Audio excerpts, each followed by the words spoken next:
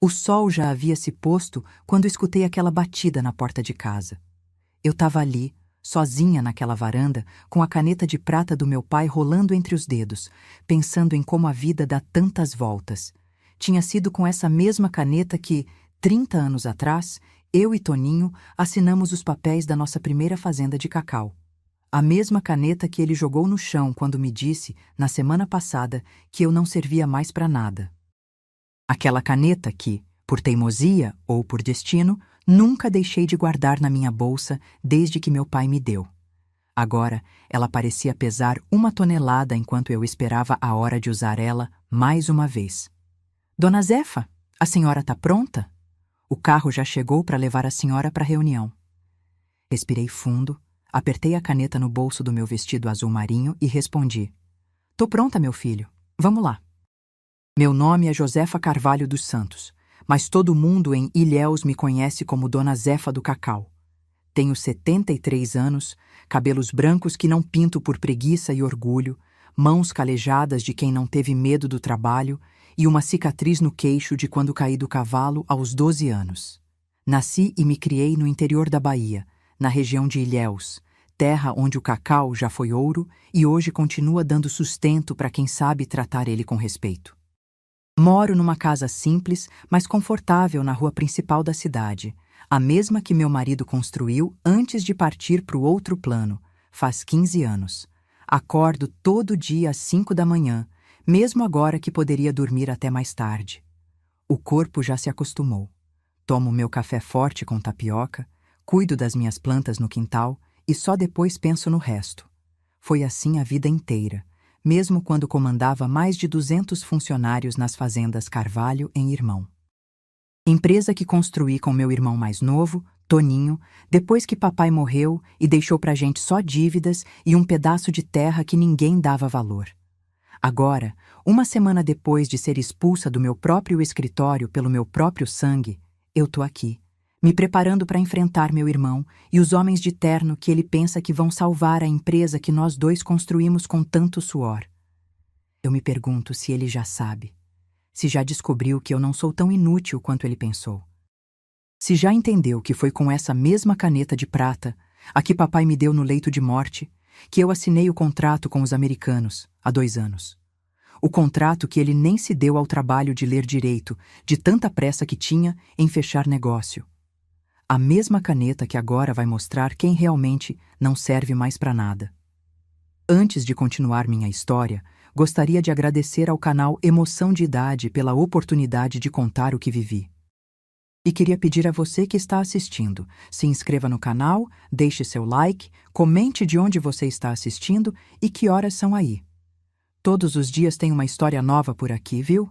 Eu nunca fui de guardar mágoa, minha filha. A vida já é curta demais para se gastar com sentimento ruim. Mas tem algumas traições que doem mais que outras. Quando é da própria família, dói diferente. E quando vem de quem você mais confiou a vida inteira, minha filha, aí dói até a alma. Quando o motorista parou o carro em frente ao prédio onde funciona o escritório da empresa, eu senti meu coração acelerar como não sentia desde que enfrentei a vassoura de bruxa nas plantações, nos anos 90. Será que eu estava fazendo a coisa certa? Ou estava só reagindo por orgulho ferido? Apertei a caneta de prata mais uma vez e lembrei do que meu pai sempre dizia: Zefinha, quem tem a caneta tem o poder. Era hora de descobrir se ele estava certo. Nasci em 1952, em São Jorge dos Ilhéus, como chamavam antigamente. Filha de seu Joaquim, pequeno produtor de cacau, e de Dona Celestina, parteira da região. A casa onde cresci não tinha nem luz elétrica no começo. Era uma casinha simples de 3 cômodos, com o chão batido na cozinha e um terreiro grande onde mamãe criava galinha e plantava mandioca. O cheiro de cacau secando ao sol é a primeira lembrança que tenho da infância. Aquele aroma forte, meio doce, meio amadeirado, que impregnava tudo. Papai não era homem de muitas posses, mas tinha uma coisa que valia mais que dinheiro naqueles tempos: conhecimento. Conhecia cada palmo da terra, sabia a hora certa de plantar, de colher, de podar. Sabia ler o céu e prever chuva, coisa que nem os homens estudados da capital conseguiam fazer direito. Ó, Zefinha, a riqueza da gente não tá no bolso, tá no que a gente sabe fazer, ele dizia enquanto me ensinava a identificar um pé de cacau doente só de olhar para a cor das folhas. Eu tinha uns 8 anos quando comecei a acompanhar papai nas roças. Meus irmãos, Toninho e Zé Carlos, que já se foi, preferiam brincar ou ajudar mamãe em casa. Mas eu, desde cedo, já sentia que meu lugar era ali, no meio das plantações, com a terra nos pés e o sol nas costas. Foi nessa época que ganhei o apelido de Zefinha do Cacau. Os trabalhadores das fazendas vizinhas achavam graça de ver uma menina tão pequena falando de enxerto e fungicida como gente grande. Mas papai nunca me tratou diferente por ser mulher. Essa menina tem o olho mais esperto que muito doutor por aí, ele dizia, orgulhoso. Quando eu tinha 12 anos, mamãe morreu no parto do meu irmão caçula, que nem chegou a viver um dia inteiro. Foi um golpe duro. De repente, me vi tendo que cuidar da casa, dos meus irmãos menores e ainda ajudar papai na roça. A infância acabou ali, num dia de chuva de maio de 1964, enquanto o Brasil todo se transformava com um golpe que, na época, nem entendíamos direito o que significava. Estudei até onde pude. A escola era longe, eu ia a pé, saía de casa ainda escuro e voltava com o sol alto. Cheguei a terminar o que chamavam de ginásio, mas o sonho de ir para a faculdade ficou guardado. Naquela época, menina do interior, filha de lavrador, não tinha muito para onde voar. Quando completei 19 anos, conheci Augusto, um rapaz que veio de Salvador trabalhar no banco agrícola da região. Era um homem bonito, estudado, que falava manso e tratava todo mundo com respeito, fosse coronel ou trabalhador braçal. Me apaixonei perdidamente. Namoramos por 1 ano e meio antes de casar. Foi Augusto quem me incentivou a fazer um curso técnico em agronomia que o governo oferecia na época do milagre econômico. Eu era a única mulher da turma e os professores viviam perguntando se eu não tinha me enganado de sala. Mas quando viram que eu já sabia na prática metade do que eles ensinavam na teoria, começaram a me respeitar. O casamento com Augusto me trouxe muitas alegrias, principalmente nossos 3 filhos, Joaquim, que coloquei o nome em homenagem ao meu pai, Regina e Claudionor. Mas a vida de casada não me afastou do cacau. Pelo contrário. Com o conhecimento técnico que adquiri no curso, comecei a ajudar papai a modernizar a pequena propriedade dele. Introduzimos novas técnicas de manejo, variedades mais resistentes, sistemas de irrigação mais eficientes. A fazendinha começou a produzir como nunca antes. Papai, que sempre foi um homem duro, não era de expressar sentimentos, mas eu via o orgulho nos olhos dele quando os compradores elogiavam a qualidade do nosso cacau. Em 1989, uma tragédia se abateu sobre a região, a vassoura de bruxa, uma praga que destruiu plantações inteiras, levando muitos produtores à falência. Nossos vizinhos, alguns deles proprietários de fazendas enormes, começaram a vender tudo a preço de banana e ir embora. Foi um tempo de desespero. Papai, já idoso, adoeceu de preocupação. Foi quando Toninho, meu irmão mais novo, voltou de São Paulo, onde trabalhava como vendedor. Uma noite, sentados na varanda da casa velha, com papai já acamado lá dentro, Toninho me propôs uma loucura. Zefa, vamos comprar as terras dos vizinhos, tão vendendo quase de graça. Comprar com que dinheiro, Toninho? Você ficou doido? A gente mal tá conseguindo manter o que tem. Eu tenho umas economias, e você tem o conhecimento para recuperar essas plantações. Vi o que você fez com a roça do papai. Ninguém entende de cacau como você, Zefa. Naquela noite, nasceu a Carvalho em Irmão. Com as economias de Toninho, que não eram muitas, conseguimos comprar um pedaço pequeno de terra do vizinho mais desesperado. Era uma aposta arriscada, mas eu sentia que era o que tínhamos que fazer. Quando contamos a papai, ele ficou em silêncio por um tempo. Depois, pediu que eu abrisse a gaveta da cômoda dele e pegasse uma caixinha de madeira entalhada. Dentro dela estava a caneta de prata, um presente que ele tinha ganhado de um coronel do cacau anos antes, quando salvou a plantação dele de uma praga. Zefinha, ele disse com a voz fraca, essa caneta é a única coisa de valor que tenho para deixar. Quero que você use ela para assinar o papel dessa compra. E depois, para assinar tudo que for importante nesse negócio de vocês. 3 dias depois, papai faleceu. No mesmo dia, usando sua caneta de prata, eu e Toninho assinamos o contrato de compra da primeira terra que viria a formar o Império da Carvalho em Irmão. Os anos seguintes foram de trabalho dobrado. Eu me dividia entre cuidar dos meus filhos ainda pequenos, administrar nossa fazendinha original e recuperar as plantações novas que íamos adquirindo. Augusto me apoiava como podia, mas o trabalho no banco tomava muito do tempo dele. Toninho cuidava da parte comercial, viajando para vender nosso cacau diretamente para fabricantes, sem atravessadores.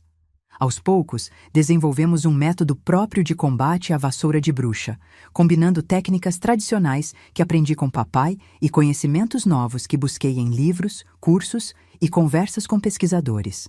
Nosso cacau começou a ganhar fama pela qualidade e pela resistência. Enquanto outros produtores amargavam prejuízos, nós estávamos nos expandindo.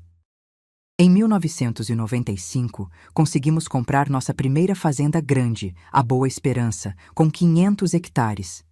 Era uma propriedade tradicional que pertencia a uma das famílias mais antigas de Ilhéus, os Dantas, que estavam se desfazendo de tudo para investir em imóveis em Salvador. No dia da assinatura da escritura, eu levei minha caneta de prata. O escrivão, um homem velho e preconceituoso, se dirigia sempre a Toninho, mesmo quando era eu quem respondia às perguntas. Quando chegou a hora de assinar, estendi minha caneta para meu irmão, como sempre fazíamos. Primeiro ele assinava, depois eu. Mas naquele dia, Toninho fez algo diferente. Pegou a caneta, olhou para ela por um instante, depois a devolveu para mim. Não, Zefa, você assina primeiro hoje. Essa fazenda é mais sua do que minha. Foi você quem viu o potencial dela quando todo mundo dizia que não tinha mais jeito. Foi um dos momentos mais emocionantes da minha vida profissional. Ali, senti que finalmente estava sendo reconhecida não apenas como a irmã do Toninho, mas como a verdadeira força por trás do nosso sucesso. O tempo passou, os filhos cresceram. Augusto se aposentou do banco e passou a se dedicar integralmente aos negócios da família. Expandimos para além do cacau. Começamos a investir em café, que se adaptava bem em algumas áreas mais altas das nossas propriedades. Compramos maquinário moderno, construímos uma unidade de processamento própria, contratamos agrônomos e técnicos. De 2 pessoas com um sonho e uma caneta de prata, chegamos a uma empresa com mais de 200 funcionários, 7 fazendas produtivas e uma marca respeitada no mercado nacional e internacional. Em 2010, Augusto sofreu um infarto fulminante enquanto visitava uma das fazendas. Foi uma perda terrível. Ficamos casados por 39 anos, construímos uma vida juntos, criamos 3 filhos maravilhosos. De repente, me vi sozinha. Joaquim, meu filho mais velho, já estava morando em São Paulo, trabalhando numa multinacional. Regina estava nos Estados Unidos, fazendo doutorado. Só Claudionor, o caçula, continuava em Ilhéus, trabalhando com a gente na empresa, mas ele sempre foi mais ligado à parte administrativa, nunca teve muito interesse pelo campo em si. Foi um período difícil, mas o trabalho me salvou. Mergulhei de cabeça na empresa, assumindo também algumas das funções que eram de Augusto. Toninho e eu nos tornamos ainda mais parceiros. Ele brincava que éramos como uma dupla de heróis. Eu era o cérebro, ele era o charme. Em 2020, quando a pandemia atingiu o mundo todo, enfrentamos novos desafios. As exportações diminuíram, o preço do cacau caiu, tivemos que adaptar toda a operação para proteger os funcionários. Mas, mais uma vez, conseguimos não só sobreviver, mas sair mais fortes. Foi nessa época que começamos a receber propostas de grandes grupos internacionais interessados em investir no nosso negócio. A princípio, recusamos todas. A empresa era nossa história, nosso legado. Mas conforme as propostas foram ficando mais atrativas, Toninho começou a mudar de ideia. Zefa, a gente já tá velho. Eu tenho 68, você tem 71. Não seria melhor garantir o futuro? Vender pelo menos uma parte, ter uma segurança? Eu resistia. Toninho, essa empresa é a nossa vida. Foi o que papai nos deixou. A gente não pode simplesmente entregar para estrangeiro. Mas ele insistia. Não é entregar, Zefa, é evoluir. O mundo mudou. A gente precisa de capital para crescer mais. Após muitas discussões, chegamos a um meio-termo. Aceitaríamos um grupo de investidores americanos como sócios minoritários, mantendo o controle da empresa. Eles entrariam com capital e conhecimento de mercado internacional, nós continuaríamos com a gestão operacional. Foi uma negociação longa e complicada. Muitas reuniões, muitos documentos, muitas cláusulas para entender. Os americanos mandaram um advogado de São Paulo, um homem jovem e arrogante que falava como se estivesse nos fazendo um favor. Toninho ficava fascinado com os termos em inglês que ele usava, com as projeções de crescimento, com as promessas de expansão global. Eu, mais cautelosa, pedia para ler cada documento com calma. Claudionor, meu filho, me ajudava a entender as partes mais técnicas. Foi ele quem me alertou sobre uma cláusula específica no contrato principal, que dava ao signatário original o direito de veto em decisões estratégicas. Na prática, quem assinasse aquele contrato teria sempre a última palavra em questões importantes. Quando comentei isso com Toninho, ele deu de ombros. Isso é formalidade, Zefa. Nós dois vamos assinar, como sempre fizemos. No dia da assinatura, em fevereiro de 2023, levei minha caneta de prata como fazia em todos os momentos importantes. A cerimônia foi na sede da empresa, com a presença dos investidores, advogados e até um representante da prefeitura de Ilhéus, que via na internacionalização da Carvalho em Irmão um símbolo da revitalização econômica da região. Quando chegou a hora das assinaturas, aconteceu algo inesperado. O advogado dos americanos, depois de consultar alguns documentos, disse: para esse contrato principal, precisamos apenas da assinatura da sócia majoritária, Dona Josefa Carvalho dos Santos. Toninho, surpreso, questionou: como assim? Somos sócios iguais, 50% cada um. O advogado consultou os papéis novamente. Segundo o contrato social registrado, Dona Josefa possui 51% das ações e o senhor Antônio 49%. É uma diferença pequena, mas legalmente significativa. Naquele momento, vi o rosto de Toninho empalidecer. Era verdade. Quando formalizamos a empresa, anos atrás, ele mesmo havia sugerido essa divisão como reconhecimento ao meu conhecimento técnico superior. Era algo que raramente mencionávamos, pois na prática sempre decidíamos tudo juntos. Com minha caneta de prata, assinei o contrato como sócia majoritária e signatária principal. Na hora, não dei muita importância ao fato. Para mim, era apenas uma formalidade. Eu e Toninho éramos parceiros há mais de 30 anos, irmãos de sangue e de alma. O que poderia dar errado? Os primeiros 6 meses da parceria com os americanos foram promissores. Conseguimos modernizar ainda mais a produção, abrimos novos mercados na Europa, contratamos jovens talentosos para a equipe. Mas começaram a surgir divergências entre mim e Toninho sobre os rumos da empresa. Ele queria expandir rapidamente, comprar mais terras, diversificar para outros produtos além do cacau e do café. Eu preferia um crescimento mais orgânico, focado na qualidade e na sustentabilidade. Começamos a discutir com frequência, algo que raramente acontecia antes. Em nossas reuniões com os investidores, eu notava que Toninho passava a me contradizer publicamente, algo que nunca tinha feito. Em privado, ele reclamava que eu estava muito conservadora, que não tinha visão de futuro. O mundo mudou, Zefa. Você ainda pensa como nos anos 90. Precisamos ser agressivos, inovar, crescer rápido. Eu respondia: crescer rápido demais é como engordar rápido demais, Toninho. Depois vem um infarto.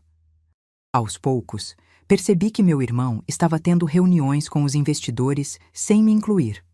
Claudionor, meu filho, que trabalhava no financeiro, me contava que Toninho estava aprovando gastos sem me consultar, contratando consultores caríssimos de São Paulo, fazendo viagens internacionais a pretexto de prospecção de mercado.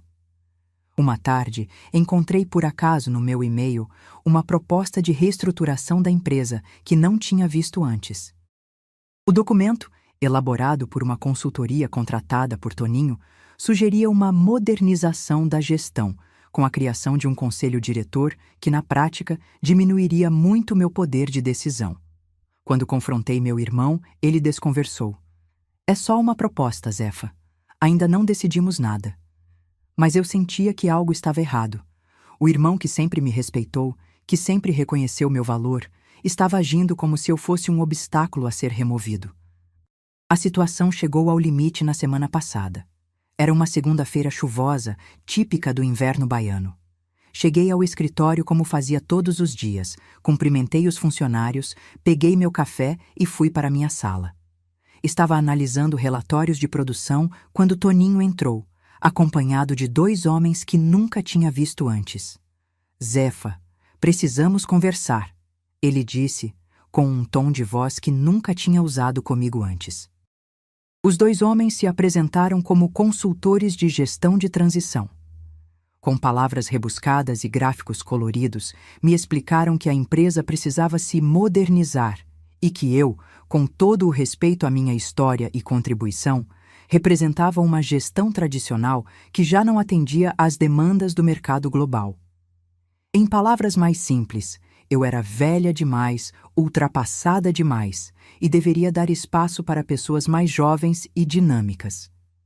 Olhei para Toninho, esperando que ele defendesse sua própria irmã. Mas ele apenas desviou o olhar, mexendo nervosamente com a aliança no dedo. Toninho, você concorda com isso? Perguntei, sentindo um nó na garganta. Ele hesitou, depois soltou as palavras que jamais pensei que ouviria da boca dele. Zefa, você sabe que eu te respeito muito, mas a verdade é que você não serve mais para isso. O mundo mudou, os negócios mudaram. A gente precisa de sangue novo, de gente que entenda de tecnologia, de mercado global. Sua época já passou. Senti como se tivesse levado um tapa. Meu próprio irmão, sangue do meu sangue, parceiro de uma vida inteira, dizendo que eu não servia mais. Toninho, que não sabia distinguir um pé de cacau saudável de um doente, que nunca tinha colocado as mãos na terra como eu, que não entendia as sutilezas da produção que eu dominava.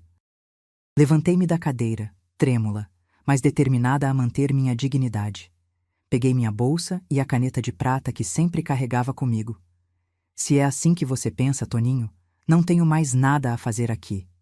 Enquanto eu caminhava para a porta, ele ainda tentou dizer algo sobre pacote de aposentadoria e consultoria honorária, mas eu já não ouvia mais. A dor da traição era grande demais.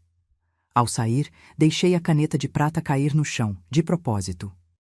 Vi pelo canto do olho quando Toninho se abaixou para pegá-la e colocou sobre a mesa. Ele sabia o significado daquele gesto. Passei os dias seguintes em casa, alternando entre raiva, tristeza e incredulidade. Como meu próprio irmão pôde fazer isso comigo? Como pôde esquecer tudo que construímos juntos? Foi Claudionor, meu filho, quem me trouxe a informação que mudaria tudo. Como ainda trabalhava na empresa, ele tinha acesso a informações que eu não tinha mais. Mãe, tem uma reunião marcada para amanhã com os investidores americanos. Parece que é importante. Vai definir a nova estrutura da empresa. O tio Toninho está nervoso, não dormiu direito essa semana. Algo estalou na minha mente. O contrato original, a cláusula de veto, a assinatura da sócia majoritária. Claudionor, você consegue ver a pauta dessa reunião? O que exatamente vão discutir? Meu filho me mostrou um e-mail que tinha recebido como parte da equipe financeira. A reunião trataria da reestruturação societária da empresa, com a possível venda de mais ações para os investidores, diluindo a participação dos sócios originais. Em outras palavras, Toninho estava prestes a vender o controle da empresa que construímos com tanto suor. E foi aí que eu me lembrei. O contrato com os investidores, assinado por mim com a caneta de prata do meu pai, tinha uma cláusula clara. Qualquer alteração na estrutura societária precisaria da aprovação explícita da signatária original, eu. Toninho provavelmente achava que, tendo me afastado da empresa, poderia simplesmente ignorar essa cláusula. Talvez nem se lembrasse dela. Talvez os próprios investidores não tivessem percebido esse detalhe. Mas eu sabia. E eu tinha a prova. Uma cópia do contrato que guardei em casa, no mesmo cofre onde guardava a escritura da minha primeira casa e as certidões de nascimento dos meus filhos. Depois daquela revelação, passei a noite toda em claro. Reli o contrato palavra por palavra, consultei um advogado por telefone, Dr. Emanuel, filho de uma antiga amiga que sempre me ajudava nos assuntos jurídicos, e confirmei o que já sabia. Toninho não podia fazer nada sem minha aprovação. Mas uma coisa é o que está no papel, outra é o que acontece na prática. Se a senhora não aparecer nessa reunião, eles podem alegar que houve concordância tácita, explicou o Dr. Emanuel. Seria sua palavra contra a deles depois, um processo longo e desgastante. A noite estava quente e abafada como só o outubro baiano sabe ser. Abri a janela do quarto e fiquei olhando as luzes da cidade ao longe, pensando em tudo o que tinha acontecido. As memórias vieram em cascata. Eu e Toninho ainda crianças, correndo entre os pés de cacau. Nós dois, já adultos, comemorando a primeira safra da nossa própria fazenda. O olhar de orgulho dele quando ganhamos o prêmio de melhor produtor de cacau fino do Brasil. Como chegamos a esse ponto? Onde foi que meu irmão mudou tanto? Ou será que ele sempre foi assim, e eu que não quis enxergar? Abri a gaveta da mesinha de cabeceira e peguei a foto antiga, meio amarelada, que guardava com carinho. Era do dia da inauguração do nosso primeiro escritório na cidade, em 1992. Estávamos eu, Toninho, Augusto e os meninos ainda pequenos, todos sorrindo em frente a uma placa simples que dizia Carvalho em Irmão, Cacau e Café. Toninho tinha o braço em volta do meu ombro, um gesto protetor e, ao mesmo tempo, de reconhecimento. O que tinha acontecido com aquele homem? Na manhã seguinte, Claudionor passou em casa para me pegar. Meu filho estava visivelmente nervoso. Mãe, tem certeza que quer fazer isso? Vai ser constrangedor, o tio vai ficar furioso. Meu filho, constrangedor é ser expulsa da empresa que você mesma construiu. Furioso, eu já estou. Agora é hora de mostrar quem realmente não serve mais para nada.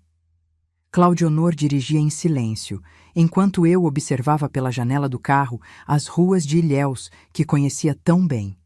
Passamos pela Praça da Catedral, onde eu costumava passear de mãos dadas com Augusto nos domingos depois da missa. Passamos pelo Mercado Municipal, onde eu ia desde criança com mamãe comprar temperos e farinha. Cada esquina daquela cidade tinha um pedaço da minha história. Chegamos ao edifício onde ficava o escritório da Carvalho em Irmão. Era um prédio moderno, de 4 andares, que construímos há 10 anos, quando a empresa já estava consolidada. Antes, operávamos de uma salinha alugada no centro. Agora tínhamos um prédio próprio, com estacionamento, segurança na porta e o nome da empresa em letras grandes na fachada. Bom dia, dona Zefa, cumprimentou o segurança, um rapaz novo que eu mesma tinha contratado há poucos meses. Que bom ver a senhora por aqui de novo. Bom dia, Genivaldo. Como vai sua mãe? Melhorou daquele problema no joelho? O rapaz sorriu, surpreso e contente por eu me lembrar. Melhorou sim, senhora. Aquele chá que a senhora recomendou fez milagre. Esse sempre foi meu jeito de administrar.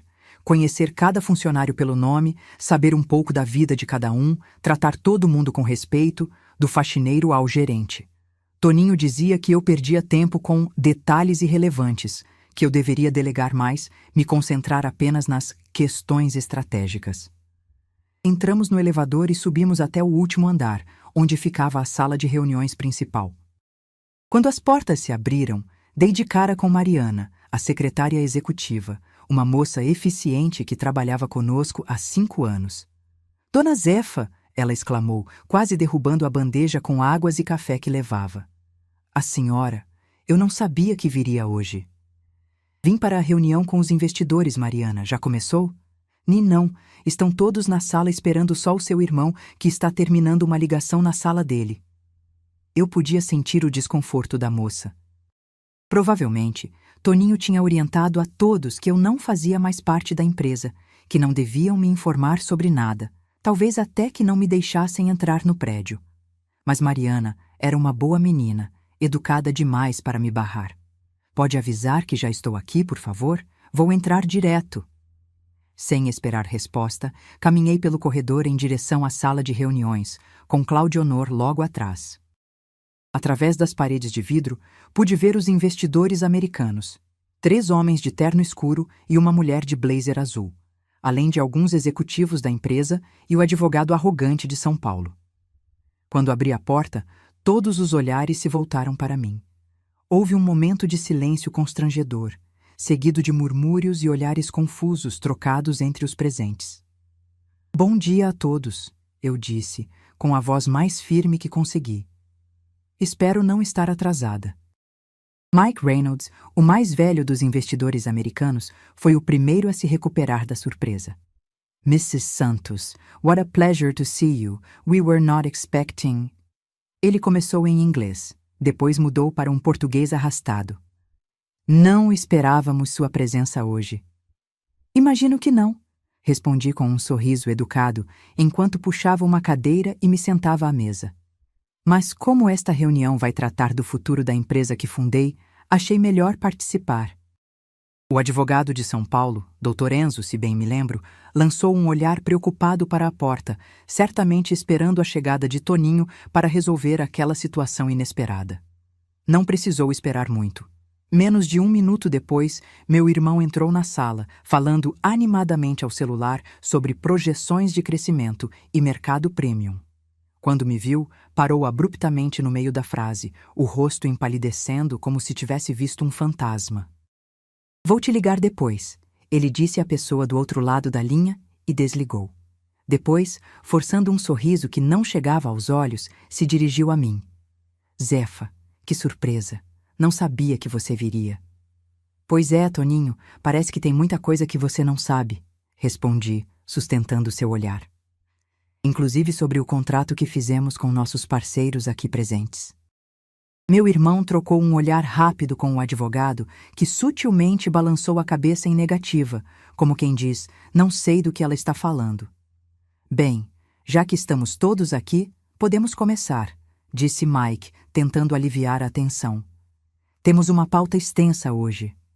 Os outros americanos abriram suas pastas, tiraram laptops das maletas, arrumaram papéis sobre a mesa. A mulher de blazer azul, Sarah, se não me engano, começou a apresentação com slides cheios de gráficos e números. Como podem ver, a proposta de reestruturação prevê a criação de uma holding que vai...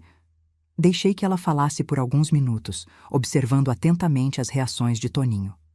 Meu irmão parecia dividido entre a irritação pela minha presença inesperada e a ansiedade para que a reunião prosseguisse conforme planejado. Quando Sarah chegou à parte sobre a nova distribuição acionária, decidi que era hora de intervir. Com licença, interrompi educadamente. Antes de continuarmos, gostaria de esclarecer um ponto importante. Qualquer mudança na estrutura societária da empresa precisa da minha aprovação explícita como signatária original do contrato de parceria. A sala ficou em silêncio. Sarah olhou confusa para Mike, que por sua vez olhou para Toninho. Isso é tecnicamente verdade, disse o advogado, escolhendo as palavras com cuidado. Mas como a senhora não faz mais parte da administração ativa da empresa? Fui afastada contra minha vontade há apenas 1 semana, retruquei. E isso não altera em nada meus direitos contratuais. Posso não estar na administração do dia a dia, mas continuo sendo a acionista majoritária e a signatária original do contrato. Tirei da bolsa uma pasta com a cópia do contrato e a coloquei sobre a mesa. Página 17, cláusula 22.3, indiquei. Qualquer alteração na estrutura societária ou venda de participação acima de 5% requer a aprovação por escrito da signatária original, identificada na página 2 como Josefa Carvalho dos Santos. Mike pegou o contrato e confirmou o que eu dizia. Seu rosto mostrava uma mistura de surpresa e algo que parecia quase admiração. "She's right", ele disse aos outros americanos, antes de se voltar para mim. "A senhora está correta, Mrs. Santos. Essa cláusula realmente existe." Toninho parecia que tinha levado um soco no estômago. O rosto dele, normalmente corado, estava pálido e gotas de suor se formavam em sua testa. "Zefa", ele começou, a voz traindo seu nervosismo. "Podemos conversar em particular por um momento? Qualquer coisa que você tenha a dizer, pode falar aqui, na frente de todos", respondi mantendo a calma. "Afinal, somos todos parceiros, não é?" Meu irmão olhou ao redor como um animal encurralado, depois soltou uma risada forçada. "É só um mal-entendido. Zefa está confusa. Ela não entende bem os detalhes jurídicos. Sempre foi mais do campo, sabe como é? A tentativa de me diminuir na frente dos outros só reforçou minha determinação. Toninho, há 36 anos você me disse que eu tinha o conhecimento para recuperar plantações que todos consideravam perdidas. Há 30 anos você me disse que essa empresa era mais minha do que sua. Há uma semana você disse que eu não servia mais para nada." Fiz uma pausa, deixando que minhas palavras pesassem no ar. Todos na sala pareciam prender a respiração. "Vamos ver quem está confuso aqui." Abri minha bolsa mais uma vez e tirei a caneta de prata. A mesma que tinha deixado cair de propósito na sala de Toninho dias antes, sabendo que ele a pegaria. A mesma que meu pai me deu no leito de morte, dizendo que quem tem a caneta tem o poder. "Reconhece isso, Toninho?" Meu irmão olhou para a caneta, depois para mim, uma expressão de descrença em seu rosto. "Como você?" "Eu guardei ela na gaveta superior da sua mesa, como sempre fez, onde qualquer pessoa que conhece seus hábitos saberia procurar." Lancei um olhar rápido para Claudionor, que discretamente assentiu. Meu filho tinha recuperado a caneta para mim, a meu pedido. "O que isso significa?" perguntou Sara, confusa com a tensão entre nós. "Significa", respondi sem tirar os olhos de Toninho, "que estou disposta a exercer meu direito de veto sobre qualquer reestruturação que dilua o controle familiar da empresa, a menos que tenhamos uma conversa franca sobre o futuro da Carvalho em Irmão. Uma conversa que inclua o reconhecimento do meu papel e da minha contribuição." Mike Reynolds se inclinou para a frente, os olhos atentos mostrando um novo interesse. "Talvez", ele sugeriu, "devêssemos reconsiderar a estrutura proposta. Na verdade, sempre valorizamos a experiência e o conhecimento de Mrs. Santos. Foi um dos motivos que nos atraiu para esta parceria em primeiro lugar." O executivo americano era esperto. Percebeu rapidamente que o vento tinha mudado de direção e ajustou suas velas de acordo. Os outros investidores murmuraram em concordância. O advogado parecia desconfortável, mas não se pronunciou. Toninho me olhava com uma mistura de raiva e incredulidade. Eu podia ver em seus olhos que ele se sentia traído. Irônico, considerando que a traição tinha vindo dele primeiro. "Acho", ele disse finalmente a voz tensa, "que precisamos de um intervalo para reorganizar os pontos da reunião." "Excelente ideia", concordou Mike. "Podemos retomar em, digamos, 30 minutos?" Todos assentiram e começaram a se levantar. Os americanos saíram primeiro, seguidos pelos executivos da empresa. O advogado hesitou, olhando para Toninho como se perguntasse se devia ficar, mas meu irmão fez um gesto indicando que ele podia sair também. Quando ficamos apenas nós três, eu, Toninho e Claudionor, o silêncio pesou na sala por alguns segundos. Foi meu irmão quem o quebrou primeiro. "O que você quer, Zefa? Vingança? É isso?" "Quero justiça, Toninho. E respeito. Duas coisas que você parece ter esquecido ultimamente." Ele passou a mão pelo cabelo grisalho, um gesto que fazia desde criança quando estava nervoso ou contrariado. Você não entende. O mercado mudou, a concorrência aumentou, precisamos de gente nova, ideias novas. E você acha que ideias novas só vêm de gente nova? Cortei. Toninho, eu passei os últimos 2 anos estudando agricultura regenerativa, certificação orgânica, mercado de cacau fino. Enquanto você estava ocupado impressionando os americanos com seu inglês ruim, eu estava conversando com pesquisadores da UESC sobre novas variedades resistentes a pragas. Meu irmão me olhou surpreso. Você nunca me falou disso. Você nunca perguntou, respondi simplesmente. Estava muito ocupado tentando se livrar de mim. Claudionor, que tinha se mantido em silêncio até então, finalmente interveio. Tio, a empresa é o que é hoje por causa da minha mãe. Todo mundo sabe disso. Os funcionários, os clientes, até os concorrentes. O senhor mesmo sempre reconheceu isso. Toninho suspirou profundamente. Por um momento, vi no rosto dele o menino que cresceu comigo, que me admirava, que confiava em mim. O que você sugere, então? Ele perguntou, soando repentinamente cansado.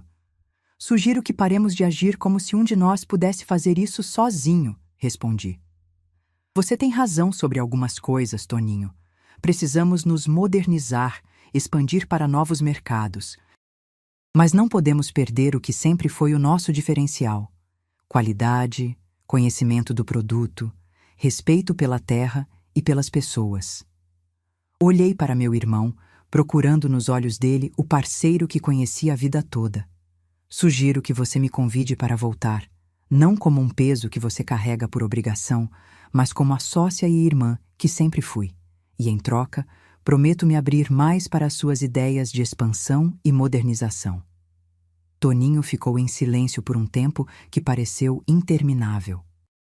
Eu sabia que seu orgulho estava ferido, que ele se sentia encurralado, mas também sabia que, no fundo, ele era um homem prático, e na situação atual, fazer as pazes comigo era sua melhor opção. E quanto aos americanos? Ele perguntou finalmente. O que vamos dizer a eles?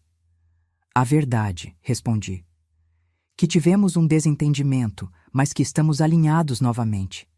Que a Carvalho em Irmão continua sendo um negócio familiar, onde todos têm voz, mas que respeitamos a experiência acumulada. Claudionor sorriu, visivelmente aliviado por ver uma solução pacífica se desenhando.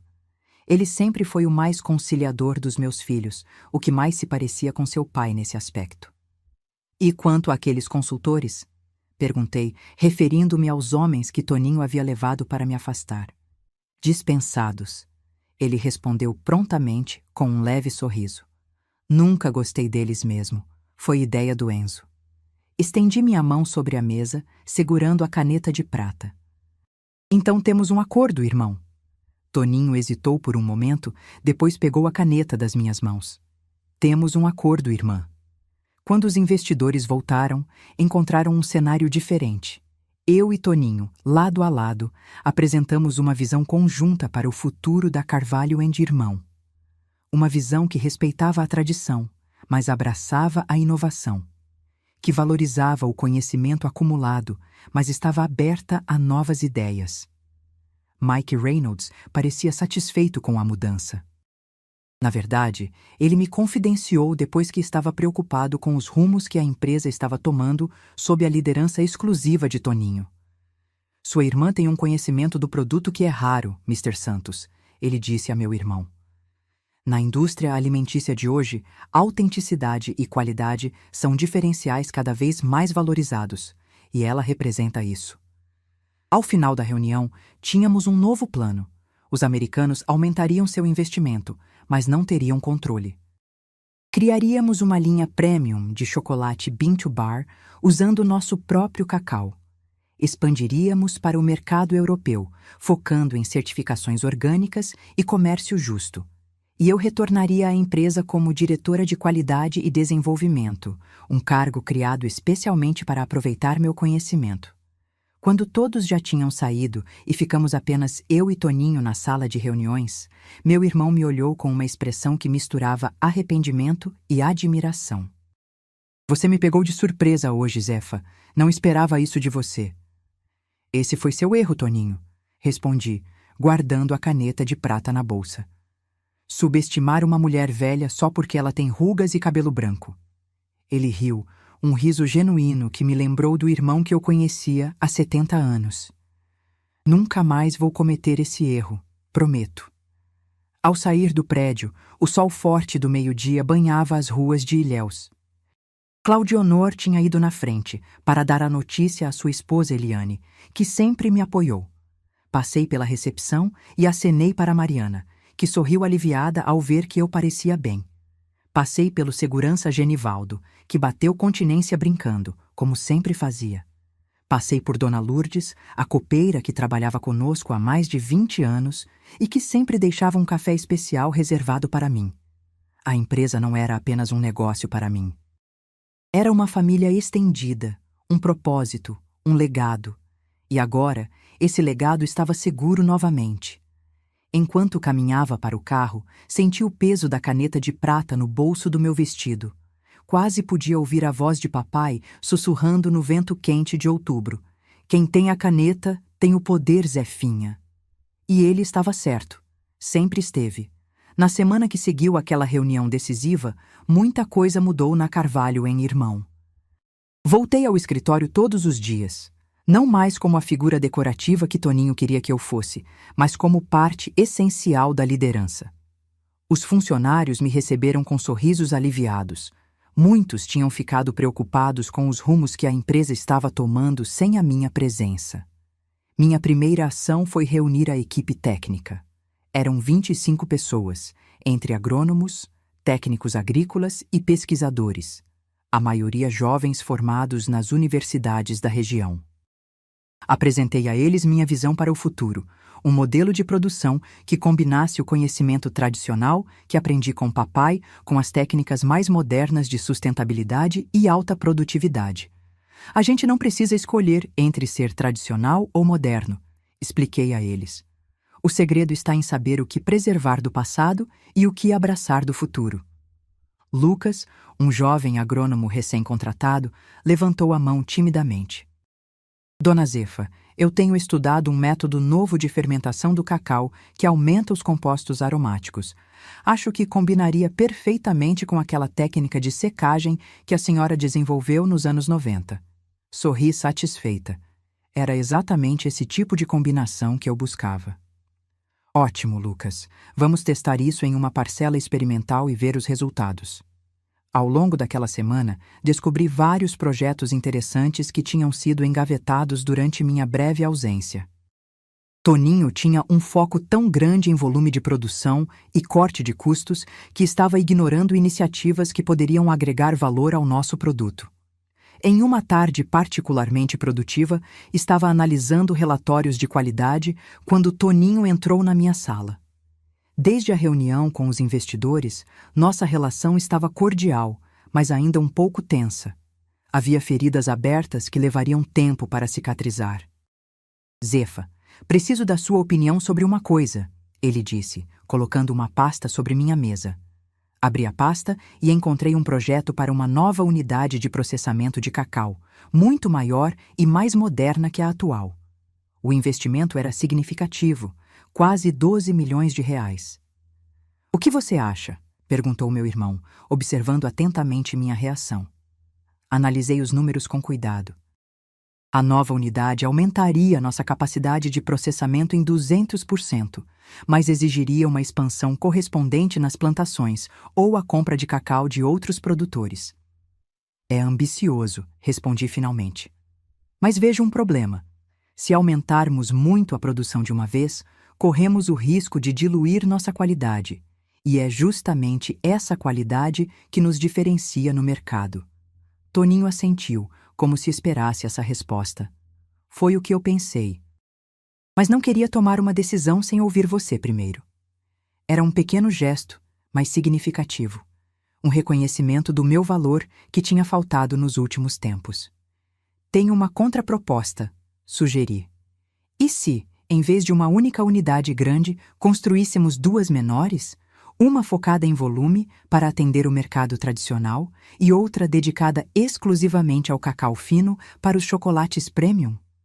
Os olhos de Toninho brilharam. Era uma solução que atendia tanto à sua visão de crescimento quanto à minha preocupação com qualidade. Isso poderia funcionar, ele admitiu.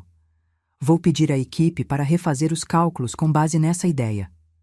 Quando ele estava saindo da sala, chamei-o de volta. Toninho, por que você me afastou? De verdade, quero entender. Meu irmão parou à porta, as costas para mim. Por um momento, achei que ele não responderia. Depois, lentamente, ele se virou. Medo, Zefa. Puro medo. Os americanos falavam de inteligência artificial, automação, mercados globais, coisas que eu mal entendia. Achei que se não nos modernizássemos radicalmente, seríamos engolidos pela concorrência. E você? Você sempre foi tão apegada ao jeito tradicional de fazer as coisas. Isso não é verdade, contestei. Eu sempre apoiei inovações que faziam sentido. Fui eu quem trouxe o sistema de irrigação por gotejamento quando todos ainda usavam aspersores, lembra? Fui eu quem insistiu na modernização do sistema de secagem quando você dizia que era desperdício de dinheiro. Toninho sorriu tristemente.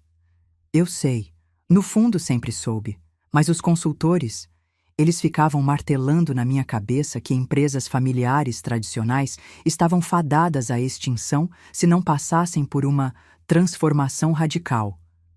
E que essa transformação geralmente significava afastar a velha guarda. E você acreditou neles em vez de confiar na sua própria irmã? Ele abaixou a cabeça envergonhado. Foi burrice minha, eu sei. Mas quando a gente tem medo, Zefa, a gente faz besteira, e eu estava com medo de perder tudo o que construímos. Suspirei profundamente. Era difícil, mas eu conseguia entender. O medo pode fazer as pessoas agirem de formas que normalmente não agiriam. E no fundo, o medo de Toninho vinha de um lugar de amor. Amor pelo que construímos juntos, pela empresa que era nosso legado conjunto. Tá perdoado, irmão, mas não esquecido, viu? Se tentar me passar a perna de novo, vai ver só. Ele riu, um riso genuíno que lembrava o Toninho de antigamente. Nunca mais, juro por papai, aprendi minha lição. Nas semanas seguintes, implementamos várias mudanças na empresa. Criamos um comitê de inovação, composto por funcionários de diferentes áreas e idades, para avaliar novas ideias sem preconceitos. Iniciamos um programa de mentoria, onde funcionários mais experientes compartilhavam conhecimento com os mais novos, e vice-versa. E começamos a planejar seriamente a expansão para o mercado de chocolates artesanais. Em uma tarde ensolarada de novembro, recebemos uma visita especial na fazenda principal, a Boa Esperança. Era uma equipe de jornalistas da maior revista de agronegócio do país, interessados em fazer uma matéria sobre empresas tradicionais que se reinventaram no século XXI. Eu e Toninho os recebemos pessoalmente, mostrando com orgulho as inovações que tínhamos implementado, mas também as práticas tradicionais que mantínhamos. A jornalista principal, uma mulher jovem e perspicaz chamada Luísa, parecia particularmente interessada na minha trajetória. Dona Zefa, a senhora é uma das poucas mulheres da sua geração que conseguiu se impor em um setor tradicionalmente masculino como o agronegócio. Como foi essa jornada? Sorri, pensando em todas as barreiras que enfrentei ao longo dos anos. Os banqueiros que só falavam com Augusto ou Toninho, ignorando minha presença. Os fornecedores que questionavam minhas decisões técnicas até perceberem que eu sabia do que estava falando. Os compradores que tentavam me pagar menos, achando que poderiam me enganar. Foi uma jornada de persistência, minha filha, de nunca duvidar do meu próprio conhecimento, mesmo quando todo mundo ao redor duvidava, de sempre estar um passo à frente, estudando, aprendendo, me reinventando. E houve momentos em que a senhora pensou em desistir? Olhei para Toninho, que observava a entrevista de perto. Nossos olhares se encontraram e um entendimento silencioso passou entre nós. Houve momentos difíceis, sim, momentos de dúvida, de cansaço, mas desistir? Nunca. Não está no meu sangue. A matéria saiu um mês depois, com o título A Guardiã do Cacau, como Josefa Carvalho revolucionou uma tradição centenária. A revista dedicou 6 páginas à nossa história, com fotos antigas e novas, entrevistas com funcionários e clientes, e um destaque especial para o chocolate premium que estávamos começando a produzir. O impacto foi imediato. Começamos a receber contatos de potenciais clientes do mundo todo, convites para feiras internacionais de chocolate, propostas de parcerias com chefes renomados. Até uma universidade europeia demonstrou interesse em estudar nossas técnicas de cultivo sustentável. Em janeiro de 2026, apenas 3 meses depois daquela reunião fatídica com os investidores, lançamos oficialmente a linha Zeffa do Cacau, nossos primeiros chocolates Bean to Bar produzidos inteiramente por nós, do cultivo à barra final. Era um projeto que eu sonhava há anos, mas que nunca tinha sido prioridade nos planos de expansão de Toninho. Para o lançamento, organizamos um evento na Casa Grande da Fazenda Boa Esperança. Convidamos autoridades locais, parceiros comerciais, jornalistas e, é claro, os funcionários e suas famílias. Afinal, aquela conquista era de todos nós. A cerimônia foi simples, mas emocionante. Claudionor fez um discurso bonito sobre tradição e inovação. Regina, minha filha, veio especialmente dos Estados Unidos para a ocasião. Até Joaquim, que raramente conseguia se afastar do trabalho em São Paulo, estava presente com a esposa e os filhos pequenos. Meus netinhos que eu não via há quase 1 ano. Quando chegou a hora do meu discurso, subi ao pequeno palco improvisado, sentindo o peso de 73 anos de vida, a maioria deles dedicados àquela terra e àquele fruto. Olhei para a plateia. Rostos conhecidos e desconhecidos, jovens e velhos, todos unidos pelo respeito ao cacau. Quando eu era menina, comecei, meu pai me dizia que o segredo do bom cacau estava no tempo.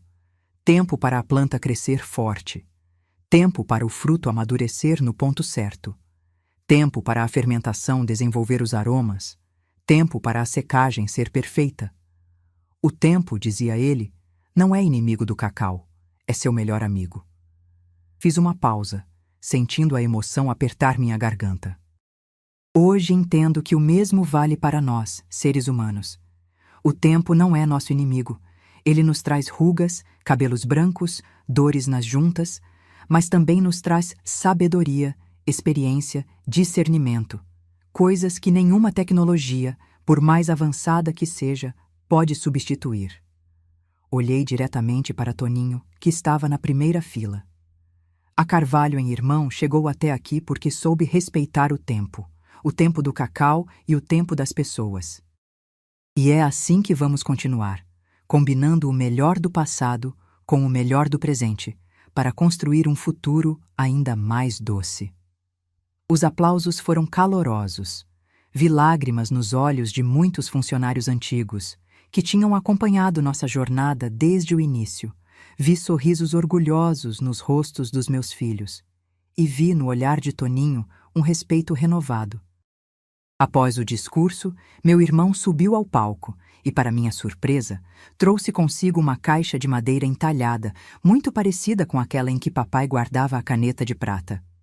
Zeffa, ele disse, a voz embargada pela emoção. Essa empresa não existiria sem você. Eu não seria quem sou sem você.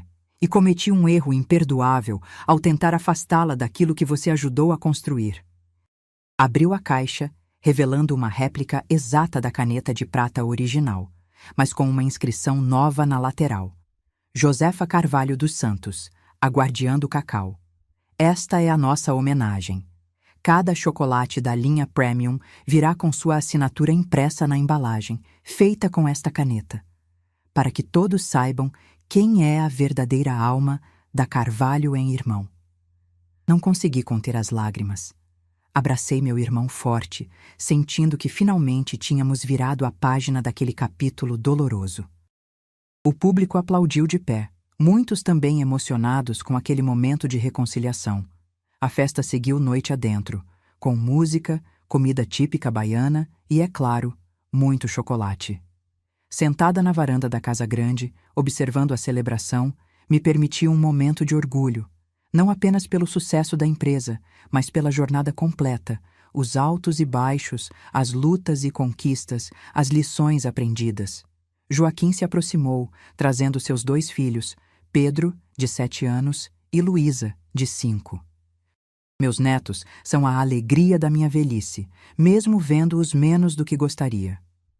Vovó, disse Pedro, os olhos brilhando de curiosidade. É verdade que você salvou a empresa do titio Toninho? Ri da pergunta direta, típica da inocência infantil. Joaquim pareceu constrangido. Pedro, isso não é... Tudo bem, meu filho, interrompi. Depois me voltei para meu neto. Não foi bem assim, Pedro. Eu e seu tio-avô Toninho somos parceiros há muitos anos. Às vezes, parceiros discordam, brigam, mas no final, se o respeito e o amor estão lá, encontram um jeito de seguir juntos. O menino assentiu, como se tivesse entendido uma grande lição de vida. Talvez tenha entendido mesmo, do jeito dele. Você ainda tem aquela caneta de prata, vovó? Perguntou Luísa, que adorava objetos brilhantes. Tenho sim, meu bem. E um dia, quando for a hora certa, ela vai ser de vocês, para que continuem a história que seu bisavô começou. Mais tarde naquela noite, já em casa, sentada na mesma varanda onde tudo começou, tirei a caneta de prata do bolso e fiquei observando-a à luz da lua. Aquele pequeno objeto tinha sido testemunha de tantos momentos cruciais da minha vida. A morte de papai, o início da empresa com Toninho, a expansão dos negócios, o contrato com os americanos, a traição e a reconciliação. Quem tem a caneta tem o poder, dizia papai. Mas o verdadeiro poder, eu finalmente entendi, não estava na caneta em si. Estava no conhecimento, na perseverança, na capacidade de adaptação sem perder as raízes, e, acima de tudo, na sabedoria de saber quando lutar e quando estender a mão para a reconciliação. O vento quente de janeiro trazia o cheiro doce do cacau, esse fruto que tinha moldado toda a minha existência. Fechei os olhos, agradecendo silenciosamente a todos que tinham feito parte da minha jornada. Papai, mamãe, Augusto, meus filhos, meus funcionários, até mesmo Toninho, com seus erros e acertos. A vida, como o bom cacau, precisa de tempo para desenvolver seu sabor pleno. E aos 73 anos, eu podia finalmente saborear a doçura de uma vida bem vivida. 1 ano se passou desde aquele dia decisivo na sala de reuniões. A Carvalho em Irmão não apenas sobreviveu, mas floresceu como nunca antes. Nossa linha de chocolates premium, Zefa do Cacau, ganhou destaque em feiras internacionais, recebendo até um prêmio na França como Revelação do Ano na categoria de chocolate de origem única. Hoje, aos 74 anos, divido meu tempo entre o trabalho que ainda amo e os pequenos prazeres que a vida me proporciona. 3 vezes por semana, vou ao escritório e às fazendas, supervisionando a qualidade da produção e mentoreando jovens agrônomos. Nos outros dias, me dedico ao meu jardim, à leitura, às visitas dos netos quando possível e a um novo hobby que descobri recentemente, a pintura. Comecei a pintar por acaso, depois que Regina me trouxe um conjunto de aquarelas dos Estados Unidos.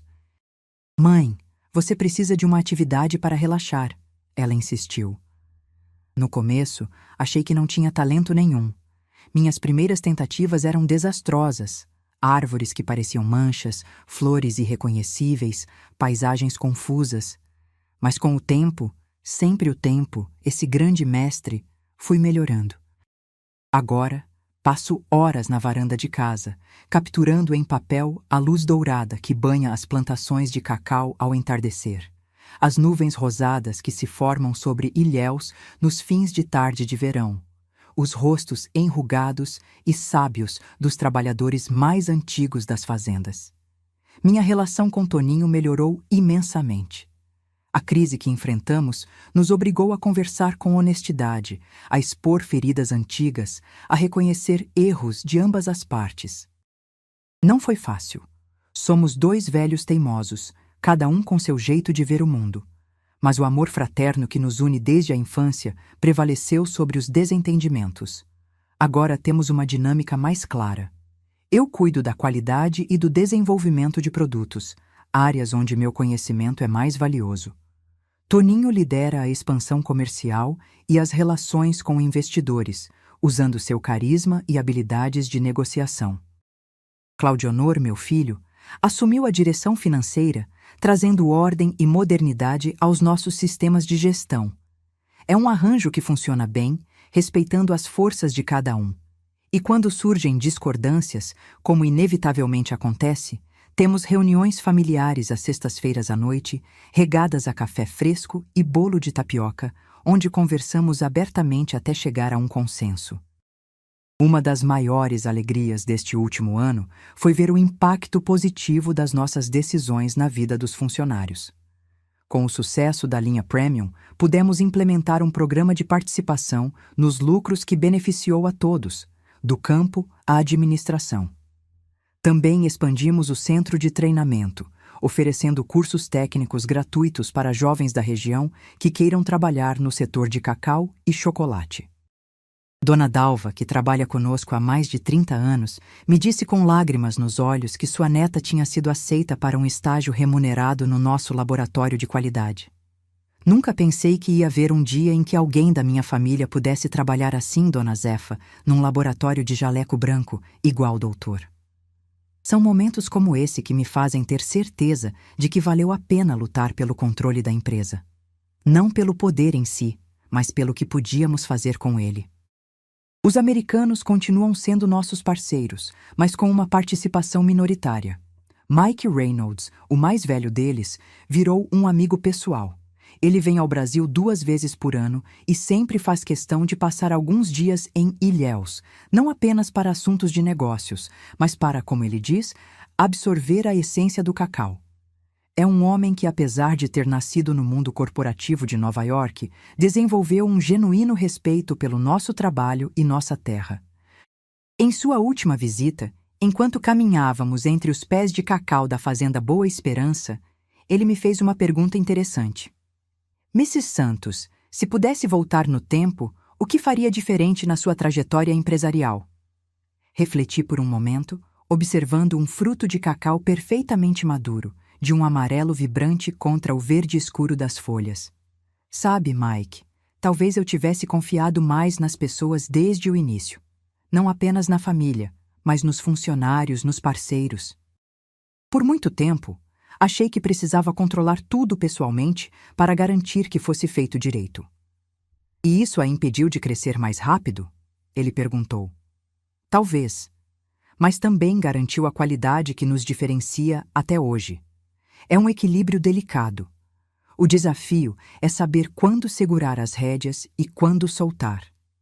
Mike sorriu, assimilando a lição. Balance is key, ele disse em seu inglês, que eu já entendia razoavelmente depois de tantas reuniões. Exactly, respondi com meu inglês precário, arrancando uma risada dele. Em julho deste ano, recebemos outra notícia que nos encheu de orgulho. A Universidade Estadual de Santa Cruz, UESC, decidiu criar a Cátedra Josefa Carvalho, dedicada à pesquisa sobre produção sustentável de cacau. Fui convidada para dar a aula inaugural, uma honra que jamais imaginei receber. No dia da cerimônia, o auditório estava cheio de estudantes, pesquisadores, produtores rurais e autoridades locais. Eu, que nunca tive oportunidade de frequentar uma universidade como aluna, agora estava ali, sendo reconhecida como autoridade em um tema que aprendi primeiro com meu pai, depois nos campos e finalmente nos livros e cursos que busquei ao longo da vida. O conhecimento não tem idade nem nível educacional, disse em meu discurso. Está nas mãos calejadas do trabalhador rural, na observação atenta do pequeno produtor, na pesquisa meticulosa do cientista. Quando respeitamos e integramos todas essas formas de saber, aí sim temos a verdadeira inovação. A plateia aplaudiu de pé. Vi nos olhos daqueles jovens estudantes algo que me emocionou profundamente: respeito. Não aquele respeito formal que se dá aos idosos por convenção social, mas um respeito genuíno, baseado no reconhecimento do valor da experiência e do conhecimento acumulado. Ao final da cerimônia, Fui abordada por uma jovem de uns 20 anos, cabelos crespos presos em um coque, olhos vivos e determinados. Dona Zefa, meu nome é Janaína. Sou estudante de agronomia aqui na UIESC e, bem, a senhora é minha inspiração. Cresci numa família de trabalhadores do cacau e sempre me disseram que esse não era lugar para mulher, muito menos para uma mulher negra como eu. A jovem fez uma pausa visivelmente emocionada. Quando li sua história na revista, quando soube que a senhora também enfrentou preconceito e mesmo assim perseverou, me deu coragem para continuar. Só queria agradecer por abrir caminho para nós. Abracei aquela menina como se fosse minha própria neta. No fundo, era isso que eu queria deixar como legado. Não apenas uma empresa próspera ou um nome reconhecido, mas um exemplo de que é possível vencer barreiras, de que o conhecimento e a determinação podem superar preconceitos. O caminho está aberto, minha filha, disse a ela. Agora cabe a você e sua geração ir ainda mais longe do que eu fui. Em casa naquela noite, sentada na minha varanda, refleti sobre como a vida dá voltas. Eu, que cresci numa época em que mulheres raramente tinham voz em negócios, agora era referência para uma nova geração de meninas, determinadas a ocupar espaços tradicionalmente masculinos. Minha reflexão foi interrompida por uma ligação de Regina. Minha filha estava radiante. Tinha sido aprovada para um cargo de professora titular na Universidade Americana, onde fazia pós-doutorado, uma posição extremamente disputada. Mãe, consegui! E sabe o que me ajudou na entrevista final? Contei a sua história. Como você me ensinou que conhecimento e perseverança podem abrir qualquer porta. Sorri, orgulhosa não apenas pela conquista da minha filha, mas pelo fato de que minha história tinha sido parte da inspiração dela. No domingo seguinte, como tem sido tradição nos últimos meses, recebi a família para o almoço. Toninho veio com a esposa, Vera, seus filhos já adultos e alguns netos. Claudionor trouxe Eliane e os 2 meninos adolescentes. Joaquim não pôde vir de São Paulo, mas mandou os netos para passarem as férias comigo. A casa ficou cheia, barulhenta, viva, do jeito que gosto. Preparei uma feijoada como mamãe me ensinou, com todas as guarnições tradicionais. Para a sobremesa, é claro, servi nosso próprio chocolate, transformado em um mousse cremoso que é a alegria da criançada. Durante o almoço, Luísa, minha neta de 6 anos, fez uma pergunta que me pegou de surpresa. Vovó, você já perdoou o vovô Toninho por ter sido mal com você? Um silêncio constrangedor caiu sobre a mesa. Vera lançou um olhar reprovador para a menina, enquanto Toninho ficou visivelmente desconfortável. As crianças sempre têm esse dom de tocar em assuntos delicados com uma sinceridade desconcertante. Olhei para meu irmão, depois para minha neta e sorri. Luísa, na vida, a gente aprende que perdoar não significa esquecer ou fingir que nada aconteceu. Significa entender que todos nós cometemos erros. Todos nós, às vezes, magoamos quem amamos. Seu tio-avô Toninho e eu já vivemos muita coisa juntos, coisas boas e coisas difíceis. E sim, eu o perdoei, porque no final das contas, o que importa é o amor que sentimos uns pelos outros. Toninho segurou minha mão por cima da mesa, os olhos marejados. Não precisávamos de mais palavras. Depois do almoço, enquanto as crianças brincavam no quintal e os adultos conversavam na sala, fui até meu quarto buscar algo que tinha preparado especialmente para aquele dia. Era uma caixa de madeira entalhada, menor que a original que guardava a caneta de prata, mas feita com o mesmo tipo de madeira. Voltei para a sala e chamei todos para se reunirem. Eu estava esperando um momento em que estivéssemos todos juntos, ou quase todos. Comecei. Porque tenho algo importante para compartilhar com vocês. Abri a caixa, revelando não uma, mas 7 pequenas canetas de prata, réplicas em miniatura da minha caneta original. Essas são para vocês, disse, entregando uma para cada membro da família ali presente, incluindo Toninho. São símbolos do nosso legado familiar, da nossa história, das lições que aprendemos juntos. As canetas eram pequenas demais para uso prático, mais como pingentes que poderiam ser usados como correntes, mas o significado era claro para todos. Papai me disse uma vez que quem tem a caneta tem o poder. Mas o verdadeiro poder não está no objeto em si, nem mesmo no controle legal de uma empresa. Está no que sabemos, no que construímos juntos, no respeito que conquistamos, nas vidas que tocamos. Vera, que normalmente é uma mulher reservada, foi a primeira a levantar e me abraçar, seguida por todos os outros. Era um momento de união familiar que simbolizava o fechamento definitivo daquele capítulo difícil que tínhamos vivido. Mais tarde, quando todos já tinham ido embora e a casa estava silenciosa novamente, voltei para minha varanda. O sol se punha sobre as plantações de cacau ao longe, pintando o céu com tons de laranja e rosa. Tirei a caneta de prata original do bolso e a observei, refletindo sobre tudo que ela representava. Era mais que um objeto. Era um símbolo de resistência, de perseverança, de sabedoria adquirida através de décadas de trabalho e dedicação.